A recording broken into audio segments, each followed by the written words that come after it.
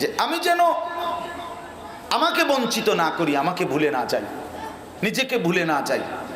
আমি সারাদিনে এত বড় একটা মাহফিল করলাম, কথার কথায় আমার এশার নামাজও পড়ার সুযোগ হইল না, মাগরিবের নামাজ পড়ারও সুযোগ হইল না। কেন? যেই একটা ঝামেলা গেছে, বেটা তুই করে চাইস মাহফিল, বেটা আমি তো বালাস 3 ওয়াক্ত পড়ছি না, তুই তো 3 দিনে নামাজ পড়তি না, হ্যাঁ বেটার জারি লয়। আরে বাপরে, আপনার কারামতি এটা, আপনি 3 ওয়াক্ত না পড়ে 60% আপনার অনেক বড় বুজুর্গি। তো এটা হইল নি কথাটা, বলেন এটা ইনসাফ হইল? এই কথাটা আমি বুঝাইতে চাই যে কোনোভাবেই নিজেকে ভুলা যাবে না, নিজেকে ভুলা যাবে। কোন নবী, নবীদের চাইতে মানুষের কল্যাণ, মানুষের জন্য ভাবনা আর কারো মধ্যে ছিল বেশি? কথা বলেন না? কিন্তু সেই প্রত্যেক নবী মানুষের কল্যাণে বিভোর ছিলেন, মানুষের কল্যাণে পাগল পারা ছিলেন। প্রতিটা মানুষ আল্লাহর দিকে ফিরে আসুক, দুয়ারে দুয়ারে দুয়ারে দুয়ারে প্রত্যেক নবী মানুষকে আল্লাহর দিকে ফেরাবার চেষ্টা করছেন। কিতাবের মধ্যে আছে প্রত্যেক নবী নিজ কওমের মাধ্যমে জুলুমের শিকার হয়েছেন, নির্যাতিত হয়েছেন, রক্ত ঝরিয়েছেন, বেহুশ হয়ে পড়েছিলেন। কিন্তু প্রত্যেক নবী তারপরেও শেষ দিন পর্যন্ত মানুষকে আল্লাহর দিকে ফিরাবার চেষ্টা করছেন। কিন্তু এরপরেও সকল নবী আলাদাভাবে নিজের জন্য ফিকির রাখছেন, নিজের আখেরাত, নিজের কবর, নিজের পরকাল, নিজের হাসরের মাঠের ব্যাপারে বিশ্বাস করেন। নবীরা আলাদাভাবে ফিকির রাখছেন। হাদিসের মধ্যে আছে নূহ আলাইহিস সালামের মতো নবী 950 বছর যিনি মানুষের জন্য কাঁদছেন, মানুষকে আল্লাহর দিকে ফেরাবার চেষ্টা করছেন, সেই নবী নূহ আলাইহিস সালামও দোয়া করছেন, রব্বিগফিরলি, আল্লাহ আমারে মাফ করে দেন। ইব্রাহিম আলাইহিস সালামের মতো নবী মানুষের কল্যাণে কত জায়গায় হিজরত করছেন, একটার পর একটা জায়গা বদলাইছেন আল্লাহর হুকুমে মানুষকে আল্লাহর দিকে ফেরাবার জন্যে। কিন্তু সেই ইব্রাহিম আলাইহিস সালামও প্রতিনিয়ত দোয়া করতেন, রব্বি লা তুখজিনি ইয়াওমা ইউবআসুন, আল্লাহ কিয়ামতের কঠিন ময়দানে আমারে বেইজ্জতি করেন না। এই যে নিজের ফিকির করছেন। আমাদের প্রিয় নবী সাল্লাল্লাহু আলাইহি সাল্লাম উম্মতের জন্য কি পরিমাণ ফিকির করছেন? কথা বলেন না, আপনারা বলেন না, কি পরিমাণ? তুলনা হবে? হ্যাঁ, রাসূলুল্লাহ সাল্লাল্লাহু আলাইহি সাল্লাম বলেন, আম্মা জান আয়েশা রাদিয়াল্লাহু তাআলা আনহাকে বলছেন, আয়েশা আল্লাহর কসম, সোয়ালাক আম্বিয়াকে যত কষ্ট না দেওয়া হয়েছে, আমি একা মুহাম্মদকে তার চাইতে বেশি কষ্ট দেওয়া হয়েছে। আমি এই পরিমাণ কষ্ট পাইছি, এই পরিমাণ জুলুম আর নির্যাতন এই 23টা বছরে আমি সয়েছি। যিনি এত বেশি পরিমাণ উম্মতের জন্য কাঁদতেন, সারা রাত কাঁদতেন, সারা রাত কাঁদতেন, সারা রাত চোখের পানি ফেলতেন। আম্মা জান আয়েশা বলেন, আমি দেখতাম নবীজির দাড়ি মোবারক ভিজে যেত, চোখ মোবারক লাল হয়ে যেত, পা দুইটা তাওয়াররামাত কাদামাহু, ফুলে ফুলে যাইতো। আল্লাহ নবী সাল্লাল্লাহু আলাইহি সাল্লাম সারা রাত উম্মতের জন্য কাঁদতেন। এই নবী সাল্লাল্লাহু আলাইহি সাল্লাম তিনিও কিন্তু প্রতিদিন 5 ওয়াক্ত নামাজের পরে নবীজি সাল্লাল্লাহু আলাইহি সাল্লাম যে দোয়াগুলো পড়তেন, এর মধ্যে একটা দোয়া উল্লেখযোগ্য ছিল যেটা নবীজি নিয়মিত পড়তেন, সেটা হলো আল্লাহুম্মা হাসিবনি হিসাবান ইয়াসীরা।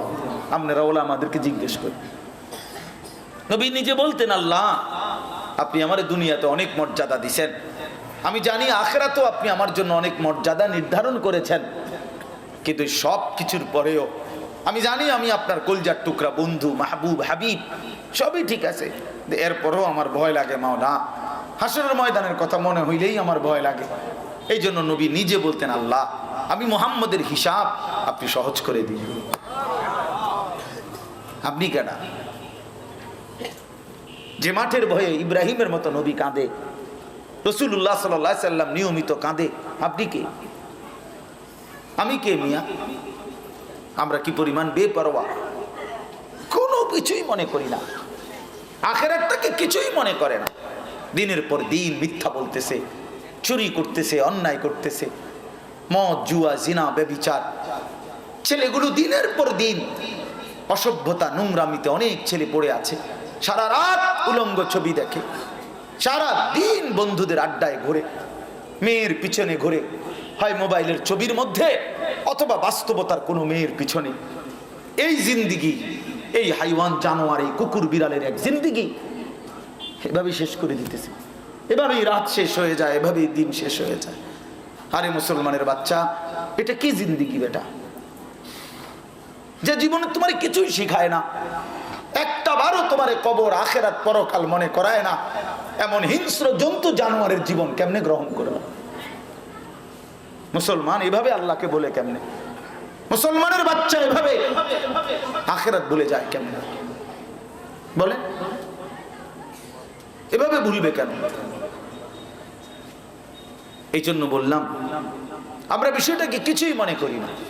আখেরাতকে আমরা পাত্তা, আমরা মনে করছি আখেরাত মনো এই 15-20 মিনিটের মনো বিচার আসার আর কি, এরপরে ছেড়ে দিব। একটারে জিজ্ঞাসা করছে, কিতা বিচার করছে তোমার মেলের মধ্যে? মেল বুঝেননি? মেল আমরা কি করা সব দিকে মেল মেল হয় না গ্রামে সর্দার মাতো, কিরে কিতে হইলো বিচার? আরে বাড়ি দুইটা দিয়ে ছেড়ে দিছে, বাড়ি দুইটা দিয়ে ছেড়ে দিছে, সারছে। এই নি হাসরের ময়দান এটা তো। আল্লাহ তাআলা কোরআনুল কারীমের মধ্যে বলছেন, ফি ইয়াউমিন কানা মিকদারুহু 50 আলফ সানা, হাসরের ময়দানের একদিন হবে বাপ 50,000 বছর। 50,000 টাকা না, 50,000 বছর। আপনার আমার, আমরা এখানে সবাই আমাদের পূর্বপুরুষ বংশধর 14 গোষ্ঠীর হায়াত মিলালেও গুনি 50,000 বছর। আমরা একজনের না, আমরা এখানে সবাই 14 পুরুষের হায়াত একসাথ করলে হবে 14 জন মানুষের 60 করিয়া গুনলে আর কত? তো একদিন হবে এরকম আল্লাহ কোরআনে বলছেন। এই জন্য বাপ কোরআন শরীফে আছে, তাদুন্নু আইয়ুফআলা বিহা ফাকিরা, হাসরের ময়দানে দাঁড়িয়ে প্রতিটা নাফরমান ভেবে ভাববে, বুঝে নিবে, আল্লাহর আযাবের দিকে তাকাইয়া সে বুঝবে আইয়ুফআলা বিহা ফাকিরা, আজকে আল্লাহর আযাব হাসরের মাঠেই তার কোমর ভাঙিয়া ফেলবে। আল্লাহর কসম, এটার অর্থ এটা, আইয়ুফআলা বিহা ফাকিরা। ফেরেশতা বলবে, বেঈমান আজকে তোরে কোমর বরাবর একটা লাথি দিবে, এক লাথিতে তোর কোমর ভাঙিয়া ফেলবে। বেঈমান, কারে সেজদা দেস নাই? কারে দেস নাই? গাদ্দার, এই নাফরমান যারা সেজদা দাও না, কার সাথে বেয়াদবি করো? গাদ্দার, অসভ্য, কারে সেজদা দাও না? কি ভাবছো আল্লাহকে? কি মনে করছো আল্লাহকে? তামাশা জিন্দিগি? জিন্দিগি মানে হুদা মোবাইল টেপার বেডি ছাউন? জিন্দিগি মানে শুধু আপনার বেডি শুধু বেপর্দা চলবে? জীবন মানে শুধু আপনি সুদের টাকা গুনবেন আর বাটপারি আর সিটারি করবেন আর ওজনে কম দিবেন? জিন্দিগি মানে বিল্ডিং আর দালান, ইট বালু আর সিমেন্ট, এরই নাম জীবন? এরই নাম মুসলমান? এজন্য আল্লাহ করে বানাইছেন মিয়া। এগুলো ভুলে গেলেন কেন? ভুলে গেলেন কেন? হুদাদিকেল বিল্ডিং এর কথা কন, ইট আনছি এনতিকা আমারে বুঝা কয় ময়মনসিংহের থেকে এবারে বালু আনছি, প্রতিটা টাক বালুর লগে হুজুর আমি নিজে গেছি, নিজে গিয়ে আনছি। আরে সুবহানাল্লাহ, কত বড় কত বড় কামালিও তোনার। প্রতি এই যে বিল্ডিংটা হয়েছে 4 তলা, প্রতিটা বালুর টাকের লগে হেবড়া আইছে, মানে যেন 2 নম্বর বালু না দেয়, বালু রে আবার ফানি দিয়ে আগে ধুইছে, ধুইয়া শুকাইয়া এরপরে সেই বালু দিয়ে। আমি বললাম কারণ কি? কারণ হলো বালুর মধ্যে এভাবে ধুইছে যাতে আর কোনো বালু না থাকে। মানুষের তরকারি দই কেন? যাতে বালু না থাকে। এবারটা বালুরে ধুইছে যাতে করে বালুর মধ্যে কি না থাকে? বালু না থাকে। এইভাবে দুনিয়া বুঝ করলেন, একটা বিল্ডিং এর জন্য এই পরিমাণ কোশিশ করলেন। ছেলেটা 1 ওয়াক্ত নামাজ পড়ে না, পরে ফেরাবার জন্য কিছু করলেন না। কি ভাব? এ কি জিন্দিগি? আপনার স্ত্রী যে 20টা বছর ধরে বেড়ি বেপর্দা, এই অসভ্য নারীকে ফিরাবেন না? আপনার ঘরে যায় যে 30 বছর ধরে প্রত্যেক দিন টেলিভিশন চলে, নর্তকী নাচে, নাটক সিনেমা চলে, উলঙ্গ ছবি চলে, আপনি এগুলো ফিরাবেন না? আপনি মরতেন না? আপনি আখেরাতে যাবেন না? জিন্দিগি মানে শুধু দুনিয়া, জীবন মানে শুধুই দুনিয়া। চলেন বাপ, আমার কথা রাগ হইয়েন না, বেশি শক্ত কইলেছে। আমি আপনাদেরকে বুঝাইতে চাইলাম, আমি সহ আপনি সহ কেন আল্লাহকে ভুলে যাব, আখেরাত ভুলে যাব কেন? আমরা মুসলমান, আল্লাহ তাআলা আমাদেরকে কি পরিমাণ শ্রেষ্ঠ নিয়ামত দিয়েছেন। আরে ভাইয়া জানেন না, একবার লা ইলাহা ইল্লাল্লাহ বলতে পারা 7 আসমান ও জমিন যদি 1000-12 কাউকে দেয় তার চাইতে বেশি দাম। আমি এবছর চিল্লার সফরে, আমি যে তাবলিগে ছিলাম 40 দিন, উত্তরবঙ্গ দিনাজপুর, এই আগস্ট মাসে, তখন আমি 72 বছর বয়স্ক, 72 বছর বয়স এক লোক হিন্দু, ওনার 2 ছেলে কালেমা পড়ছে আগেই, আমাদের হাতে না, মানে আগেই 2 ছেলে মুসলমান হয়েছে। এই ছেলেরা দুজন আমগরে, এক ছেলে আমারে আরো দাওয়াত দিয়ে আমাগরে নিছে যে হুজুর আপনারা আমার আব্বারে একটু বলেন কালেমার দাওয়াত দেন। আমরা 3 জন আলেম 2.5 ঘন্টা এই চাচারে, আমার মনে আছে দুপুরবেলা না খাইয়া ওনারে আল্লাহর দিকে দাওয়াত দিছি। কত বলছি, কত কিছু বলছি, কতভাবে বুঝাইবার চেষ্টা করছি। লোকটা বলে, এই চাচা এই কথা মুখে বলে যে ঈশ্বর অদ্বিতীয়, ঈশ্বরের কোনো অংশীদার নাই, এটা উনি বলতেছে। আমি বললাম চাচা বিশ্বাস করেন এইটাই আমগো কালেমা, এই আপনি যেটা বাংলা কইতেছেন এইটাই লা ইলাহা ইল্লাল্লাহর অর্থ, যে ঈশ্বরের কোনো কি নাই, অংশীদার। লা ইলাহা ইল্লাল্লাহ মানে এটা না, আপনি এই কথাটা কোন শুনি, এই লা ইলাহা ইল্লাল্লাহটা কোন চাচা, আপনি চিরস্থায়ী জাহান্নামী থেকে বাইচা যাবেন। ওই ভদ্রলোক বলতেছে না আমি এটা বলবো না, বলেই নাই, একবারও বলে নাই, কালেমা তার মুখ দিয়ে বের করতেই পারলাম না। তখন আমি আমার সাথীদের কাছে আইসা বলছিলাম, আমি কাঁদছিলাম ওই লোকটার জন্য, যে হায় আল্লাহ 72 বছর জীবনের চলে গেছে, এই লোক একটা বার মালিকের নাম নিতে পারে নাই, আর আমারে আল্লাহ কত বড় দৌলত দিছে। আমরা ছোট্টবেলা থেকে কত লক্ষবার কালেমা লা ইলাহা ইল্লাল্লাহ বলতে পারছি, এত বড় সৌভাগ্য এভাবে ফেলে দিলাম, এত বড় সৌভাগ্য ফেলে দিলাম। আস্তাগফিরুল্লাহ।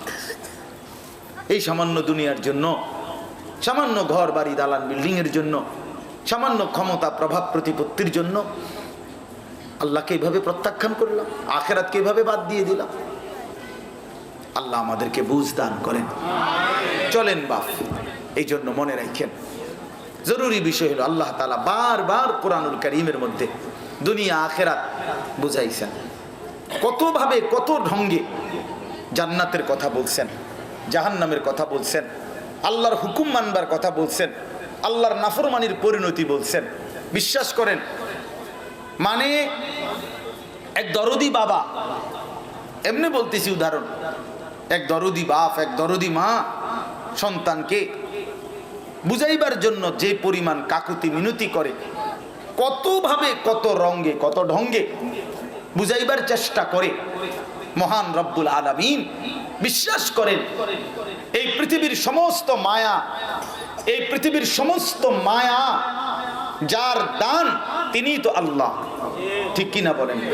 যত মাখলুকাতের অন্তরে যত দয়া মায়া আছে, তো এগুলো কে দিছে? তো এই সমস্ত দয়া যার দান, তিনি কি পরিমাণ দয়াবান, তিনি কি পরিমাণ দয়াবান।